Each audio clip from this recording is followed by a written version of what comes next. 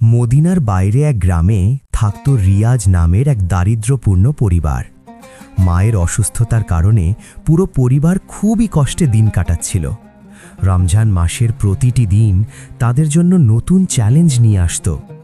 একদিন ইফতারের সময় রিয়াজ দেখল তার ছোট ভাই অনাহারে কাঁদছে।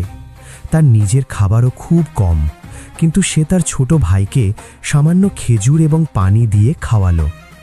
তার মা বললেন, আমরা কি আর ভালোভাবে ইফতার করতে পারবো না? রিয়াজ নির্ভয়ে বলল, রমজান আমাদের শিখিয়েছে দয়া, আল্লাহ সব দেখছেন। পরের দিন গ্রামের এক অচেনা ব্যক্তি এলো। তিনি পরিবারের জন্য খাবার, দুধ এবং প্রয়োজনীয় জিনিসপত্র নিয়ে সাহায্য করলেন। পরিবারটি অবাক হয়ে বলল, এটা কি আল্লাহর বরকত?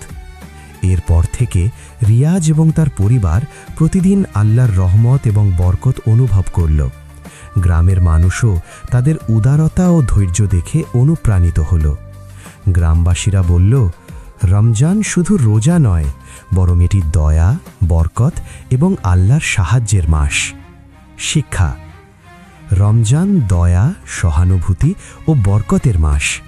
আল্লাহ অসহায় ও ধৈর্যশীলদের সাহায্য করেন। ছোট ভালো কাজও বিশাল বরকত আনতে পারে। প্রতিটি পরিবার ও শিশু আল্লাহর দয়া ও সাহায্যের যোগ্য।